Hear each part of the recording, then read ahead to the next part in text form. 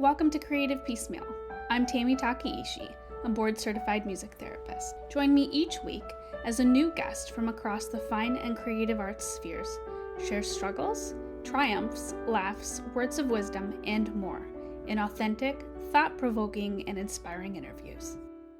Hello and welcome to Creative Piecemeal. Today I'm with Rita Lussier. She's an award-winning journalist and writer whose column, For the Moment, was a popular feature of the Providence Journal for a dozen years.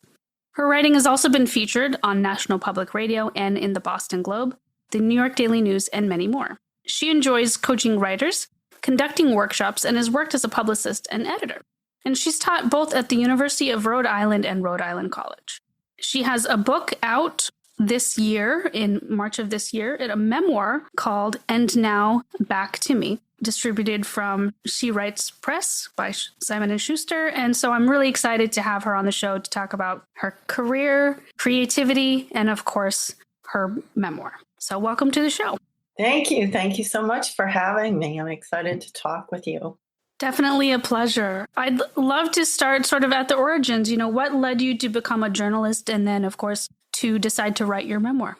Okay, so this is kind of a long way to get there, but I was on a plane on the way back from California, heading to Boston, and I was sitting in the window seat, and there were two seats next to me, and this loud ruckus, I should mention it was 6 a.m., this loud ruckus erupted at the door of the plane, and in walked this woman and this man, and they were fighting, and they were fighting all the way up and down the aisles. And of course, you can guess it, they ended up right next to me. So in the course of that flight, the woman who was drinking too many Bloody Marys told me all about her life and all the terrible things that had happened to her. And I won't go into detail, but they were pretty horrific. And everybody in the plane was listening because nobody was talking that early in the morning. And it ended up that at some point I decided I really needed to listen to this woman.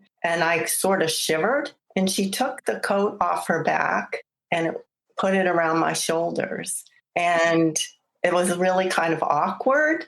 And then I tried to give it back when we were leaving, and she wouldn't take it. So that coat that I still have in my basement was a puzzle to me, and I felt like I had to write about it. So I wrote about that story, and I loved how it came out. And so I kept writing stories like that, which eventually led me to get a column with the Providence Journal. And that was really a terrific time for me to do that for 12 years. And you've, of course, taught, and you've got your memoir out. What led you to decide to write your memoir now? And was it like a cathartic experience to sort of look back on what you'd done?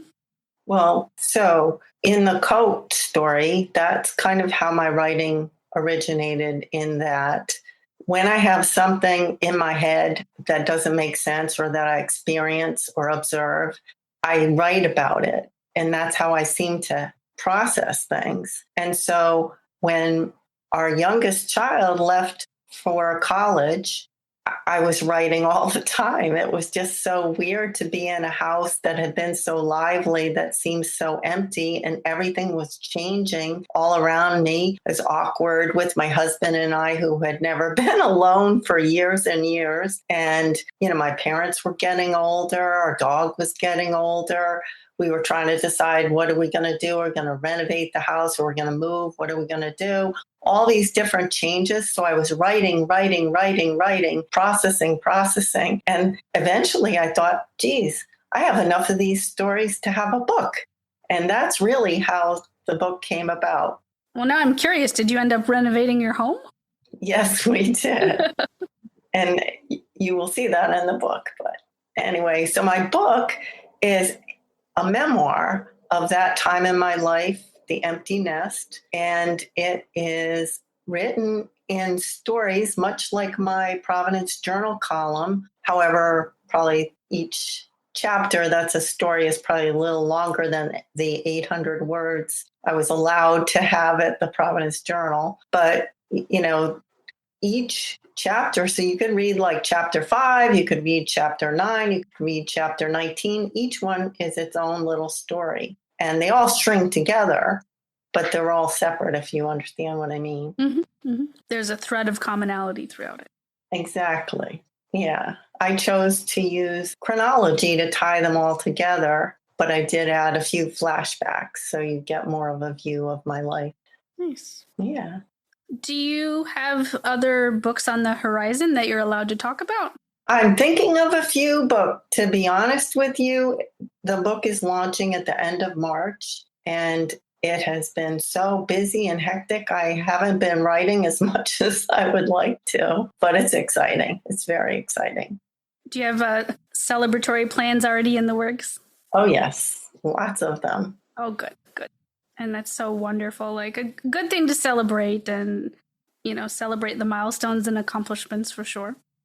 Yes, definitely. It's something I've thought about for decades, and this is the big opportunity that came to me. So, did you end up studying writing or journalism when you were in college? I went to a Medill School of Journalism for graduate school, but undergraduate, I was a business marketing major. But that's come in very handy, I must say, as right now. So that's good. Always good to be able to use what you've picked up across the years, right? Yes, definitely. I think everything you learn is valuable from your first job as a waitress at Howard Johnson's. That would be me. I find that what I learned there was to juggle many things all at the same time. And I'm still doing that. And certainly as a mother and a working mother. What has been one of your favorite things for when you did have your column? Well, my very favorite thing was the interaction with readers. And I would get emails and handwritten letters and cards and everything, which was so gratifying to start to realize that whatever I was writing about, whatever I had observed, I would write other people's stories, and that, you're never really in this alone. And you hit somebody's nerve and they feel compelled to drop whatever they're doing and write you a letter, a long letter, a card, an email. I mean, that was the best part of the whole time I was there. Nice. Yeah. So I hope that happens again with my book. Oh, I'm sure it will. Yeah. Yeah, because, I do think that the empty nest time, we have so many different times in our lives where, these transitions are marked, but I don't think that there's as much attention paid to this time, that you go from all the different things that you are as a mother, and all of a sudden your kids move out and it's so different. And I think some women probably take it one way or another. Some take it really hard. I have a friend who I talked with over the holidays who actually told me that when she dropped her youngest son off at college, that she drove home, went straight to his bedroom, climbed into his bed and cried. And she stayed there for days. She was so distraught. So I just think it's a hard time for a lot of women and men. And definitely men. I've heard stories from men too. So I'm hoping that my book will be like an emotional guide that will let them know they're not in this alone. That's my goal. What is a book that you've read recently that challenged you? Okay, so I read a lot of nonfiction, and I think that's a good question. So a lot of the nonfiction that I've read challenged me to be a better writer in terms of, I love Nora Ephron and all of her writings. And one of the things I love about her is that she always wrote things and tackled very difficult subjects like aging and, I don't know, some women's issues, but always there was like some wit and sense of humor. And I appreciated that about her. And so that's one example anyway. My favorite book of hers anyway is I Feel Bad About My Neck. So I love the title too. Oh, that is a catchy title. What is a book that has shaped who you are as a writer whether it's from a writer in regards to columns or writer of your memoir and things moving forward? I would say the writer that's probably shaped my desire to write a column, my desire to write a memoir the most is Anna Quinlan. I absolutely love her writing. I've read all of her nonfiction, which a lot of which was compilations of columns over and over and over again. Just she is a terrific wordsmith and a very heartful writer. And I would definitely recommend her to everyone. Yeah. Speaking of recommending things, what is a piece of advice that you've learned over the years that really sticks with you, that you feel like, okay, this is a great piece of writing advice? Well, one thing is that when writing my memoir, a great piece of advice I got was that each chapter should be set and grounded in scene, so that instead of like something that's all narrative in your head, you're just thinking, which is interesting to some extent, but you can really, really bring it to life by creating a scene and having it actually happen for the reader. And that was very helpful for me. What's a piece of advice that doesn't work for you? Well, there are people, and I know many of them, and I'm actually married to one of them who's a writer, who write and edit as they go. And they are crafting each word, and I admire that, and I wish I could do that, but then I lose track of my thoughts. So my first drafts are pretty messy. And then I go back and fix them up. I think it's interesting how everyone's sort of got their own way, and sometimes you have to find your way in the creative process and try on different styles of being creative and different techniques, and then you really hone what works and what doesn't work. And it's almost like taking a recipe and just tweaking it until you get it just right for like you as a person, Yeah, and I don't know that you ever do get it just right, because you're always growing and you're always changing and you're always learning. At least I feel that way. I'm always open to something that I could do better, or, somebody's idea of something to try. It might not work, but I'm willing to give it a whirl. Mm-hmm. Yeah. Yeah. I agree there for sure. I know for me, I've tried to reduce filler words in my professional writing, like work emails and things like that, because it just makes it flow much easier and you get more to the point, and a shorter, more concise email, wastes less time writing, wastes less time for the other person to read it, Yeah, and in the email, more business-oriented correspondence, I've been cognizant of the feminine need to, be kind of tentative sometimes, and to try to be a little more assertive and avoid certain words, and, be more confident. That I think sometimes comes more easily to the male species and not so much to the female. I don't know, but I've been working on that myself. What's one of your favorite parts about the creative process? Well, I would say my absolute favorite part is when an idea just grabs you. And it can be something you've been thinking about for a long time and you can't quite figure it out. And then you're in the shower, you're driving, or for me, running, and it hits you, zoom, you're not even thinking about it, and it comes at you. And I love that. Or when you've been working on writing something and you can't quite get the words, and then they just come floating. And I wish that would happen all of the time, but when it does, it's terrific. It's a great feeling. Yeah, it is really nice when like the creative flow is just like boom, like lightning, Yes, I love that. Yeah. What other things do you do creatively, like hobbies or things like that? Well, writing is the main thing, but I also do play piano. So I enjoy that. And I just think that living is creative, or it can be. And I like to think of that. And I think a lot of my best ideas come out of situations that I'm in my life and coming up with solutions and thinking, I'm always the first one to say, oh, don't worry about that. We'll figure it out. And just applying creativity to, okay, here's where we're stuck. What can we do? And let's do it. I like that. And I love that you have such a positive attitude about it. Like, you're approaching a problem and you're going to come at it creatively and calmly. And that must be such an asset in your daily life. Yeah, it really is. I learned that from my dad. And sometimes I'm so optimistic that it's like, I've been told, you're too optimistic. But then I say, I don't think you can be too optimistic, really. But I tend to just be that way. You mentioned that you play piano. I also play piano. So now I'm just curious, do you have a favorite composer that you like to jump to?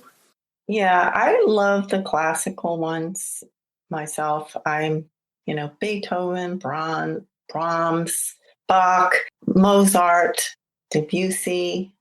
I guess I grew up with all the classical stuff with piano lessons as a little girl. Back in the day when you got the note wrong, your teacher took a ruler and smacked your fingers. So you got the note right the next time. And we got a new piano teacher, by the way. But anyway, it's a very relaxing, enjoyable kind of thing to do, I think. What kind of piano do you play? I really love Chopin, but Mozart and Bach, of course. I mean, how can you go wrong with them? Yeah, exactly. Yeah, the classics. What is some advice that you would give to a young person who wants to become a journalist? Well, the first question I would ask them, I would say, so do you consider yourself to be curious? Because I really think the backbone of a good journalist is curiosity and just really being interested in lots of different things and wanting to get more information, learn the truth, get to the bottom of it. And I just think if you really, truly go about your life and you're curious, that you're going to be a good journalist. That makes sense because you have to dig and you have to puzzle piece things together sometimes, Definitely. And I think you can fake it for a little bit, but I think if you're just born with this innate sense of curiosity about the world around you and the people around you and you're fascinated, it's going to be a lot easier. What was something that was difficult for you in your career that you overcame? Well, let's see. There were lots of things that, I never really went on a traditional career path. I started out in marketing and advertising, and then I got fired from a job, not to any fault of my own, I like to say, but I decided to start my own business. And then I had a marketing consulting business. And I think the most difficult thing was to give that up so I could be full-time mom, because my husband and I were way over our heads we each had a business. We had kids, we had a dog. And well, I like to tell the story of how my son stayed home for 4 days from school because we thought it was his spring vacation, but it wasn't, because we were so disorganized that we didn't have the right stuff on the calendar. He liked that part, but we didn't. And that was time for me to leave and, just try to do the house stuff and the children's stuff. And I did. And it was a great time because that's when I really started writing. So it all worked out, but that was difficult for me. Yeah. I can imagine, regardless of a person's profession, raising kids. I don't have kids, but raising kids seems like it takes a lot of energy, a lot of time, a lot of dedication. And, sometimes you have to sort of narrow your focus to be able to give to your family what you want to give to your family. Yeah, it was by the time our daughter was getting to be about, I don't know, she was 3 or 4, and we had a part-time nanny, and I would be up in my office, which was at the time it was in my house, and I would see them playing outside from my second floor window, the nanny and my daughter, and I thought, I want to be playing with her. She's not going to want to play someday, probably pretty soon. And I was lucky enough to be able to economically do that. So I'm glad I did. That's good. Stay with us. We'll be right back. If you've been feeling burned out, stressed, overwhelmed, or exhausted, the resources and courses at the Self-Care Institute are here to support you. The Self-Care Institute was founded by Dr. Ami Kunimura and provides support for individuals and organizations with burnout prevention, burnout recovery, and stress management. I've personally taken a few of these courses and found them to be super helpful, both professionally and personally. The care you give yourself matters just as much as the care you give to others. But if self-care is difficult for you, you're not alone. And the Self-Care Institute is here to support your well-being, resilience, and sense of fulfillment at work and at home. For more information, visit selfcareinstitute.com or go to the show notes and click on the link. What is one of the best lessons you think you've learned across your career so far? I would say the ability to adapt and change is very important. I mean, look at the change that's coming at us from all, if you just want to zero in on technology. So this whole launch of my book, thank God I have people in my life. My son, who's in social media, comes to mind, that understand all this stuff. There's so much new stuff, and you got to learn it and you got to use it. And it's pretty, it can be kind of intimidating, but as long as you're open-minded and curious and you're ready and willing to roll up your sleeves and take on something difficult, you can do it. But I think, from where my career started when we had fax machines and secretaries and everything to where we are now, you really have to change. Yeah. Really good point there about adapting with the times, because like you said, in terms of marketing a book or a product, or even, marketing oneself, if like you're an actor or something like that, it seems very difficult. It seems like it'd be very difficult, but obviously, nonetheless, something that people have to do. Like for me, for example, like I have no clue about marketing, so I've had to turn to people where that's their line of work, because I'm a musician. Like I didn't train for that, Yeah, but you're open to it, and you're able to get people, but you still are learning about what they're doing for you. Mm-hmm. Mm-hmm. So that's terrific. And I think if you keep that open mind and ability to adapt and change, that you'll be very successful. Oh, well, thank you. Well, look at you. You started a podcast. That must have been a lot of uphill, learning. It definitely was a lot of learning because, I don't have a communications degree or anything like that. I did music and English, and I just followed my heart, followed my curiosity, Yeah, but look at you. You're doing it. So and you're doing it. We're both doing it, but that's the whole point, is to just keep growing and evolving and follow what you want to do, and don't let the technology or the people or whatever it is intimidate you. Just find a way. Yeah. Excellent advice there, for sure. Oh, thanks. We haven't talked much about fiction books. I was just curious, is there a fictional character that you would want to be for a day? Let's see. I got to be honest with you. I haven't read much fiction in a while. So I would have to go to, movies or TV or something to find somebody, if that's okay. Sure, yeah. All right. Well, I would think one of the characters that I admired from The West Wing was CJ. And she was I think she was played by Claudia Schiff, if I got that right.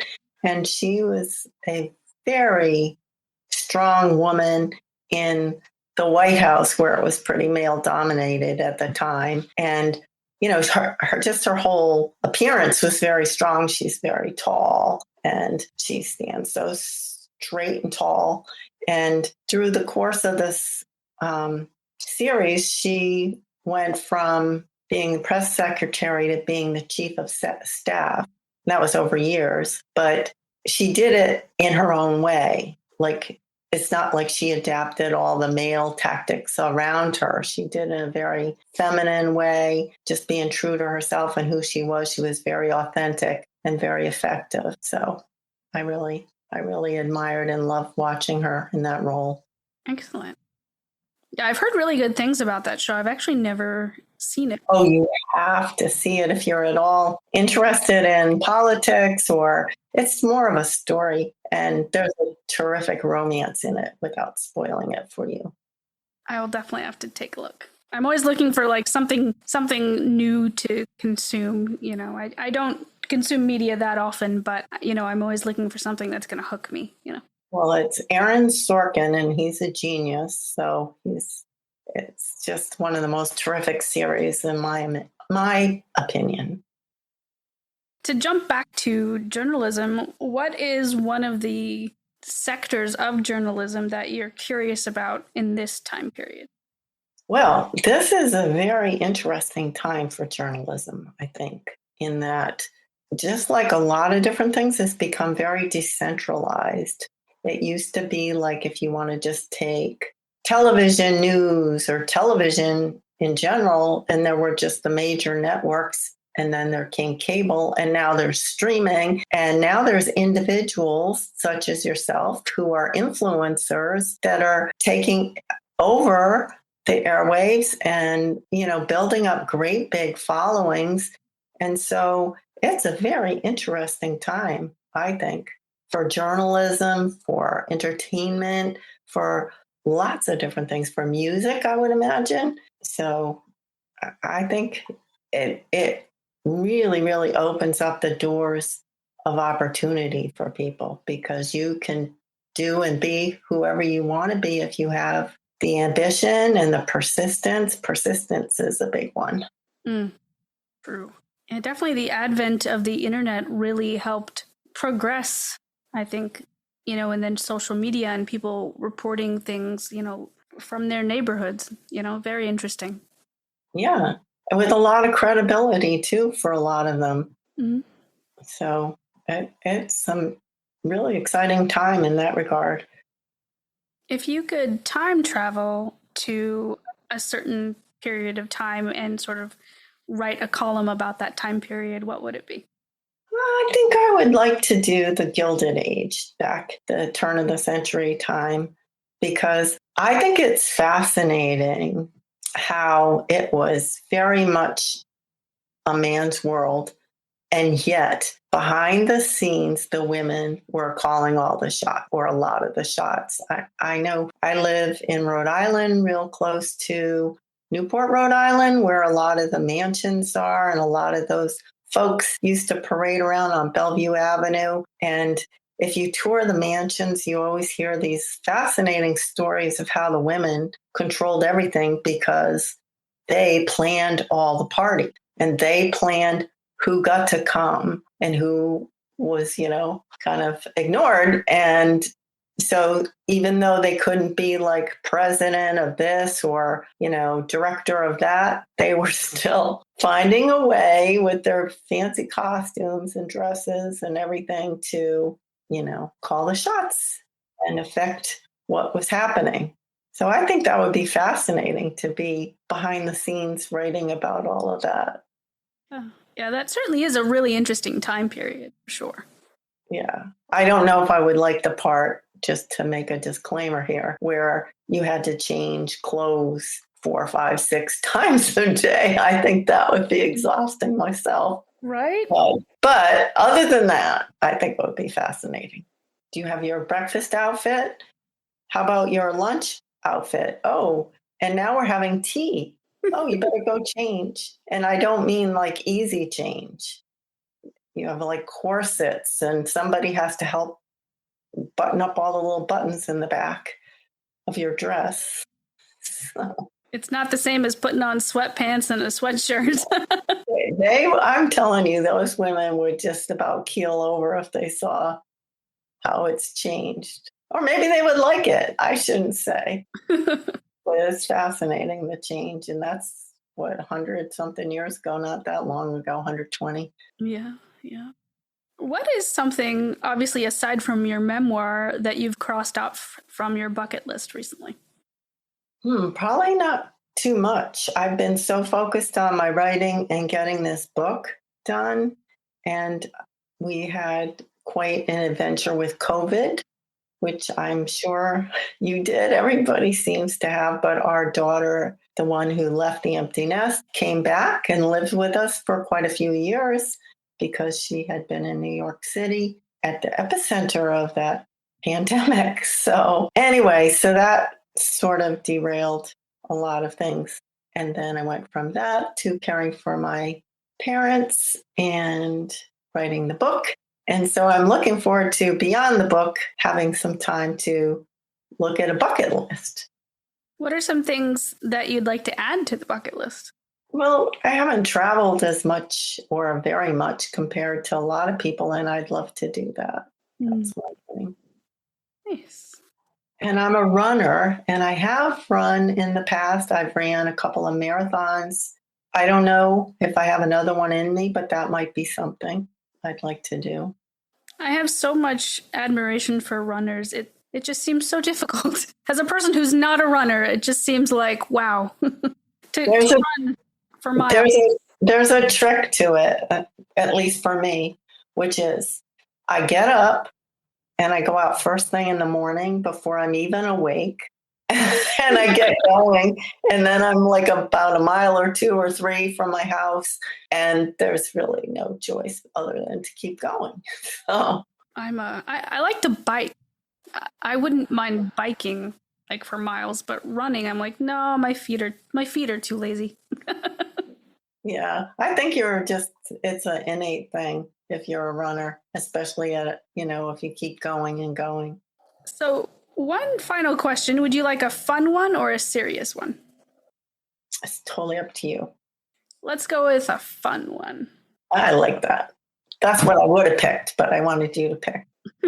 What is one of your favorite movies or TV shows, and what does it reveal about you? Okay, let's see. It would have to be a movie, but there's a bunch of them swirling through my head. All right. Well, this is kind of crazy, but I don't know if it's my favorite of all times, but it's right up there. It's this ESPN thing that was done, and I forget the exact name of it at the moment, but on the 2004 Boston Red Sox. And it was kind of a documentary, and the Red Sox, I don't know if you know much about the baseball team, but they had lost for like years for the curse of the Bambino. And 2004 was the year they finally did it. And it was the journey, and it was very well captured in this film, which I really wish I could remember what it's called. But all the fans, they had features with some of the fans, with comedians sitting at the bar. I mean, it was hilarious. And then it was so emotional because they actually did it. They were down like 3-0, and they were just down for the count, and they came back and won the whole playoffs with the Yankees. And then they did win the World Series, but the playoffs with the Yankees was the big thing. So that, I think, tells a lot about me in that optimism that I talked about. There was this one player, David Ortiz, who just didn't give up. And he said, why not us? Why can't we win this? We're down, but we could win it. And I just resonated with that. And I think I'm not the only one. There were millions of people around this area that were so thrilled. And watching that every year, my husband and I try to watch it once a year at the springtime and relive that moment and remember that anything's possible. So I love that. I am a baseball fan as well. Oh, good. I root for the Royals because I'm from Kansas City originally. So.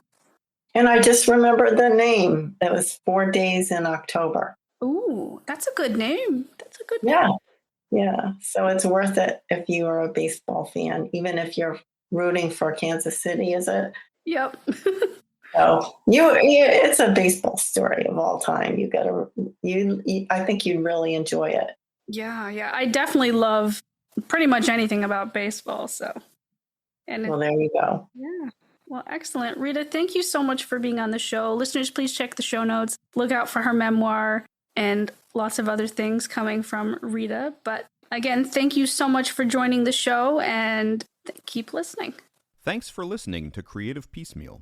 We hope today's episode left you feeling inspired. This podcast is independently created and produced by the host, Tammy Takaishi. More details about today's guest can be found in the show notes, along with links to the podcast's socials, merch store, and ways to support arts organizations AHA Broadway and New Normal Rep, both near and dear to Tammy's heart. Don't forget to visit creativepiecemeal.com, the official podcast website, where you can leave fan mail, write a review, explore Tammy's blog, and discover the growing collection of episodes. Special thanks to our audio engineer, Alex Repetti. Additional narration by Dante Jace. Let's keep celebrating creativity in all its forms.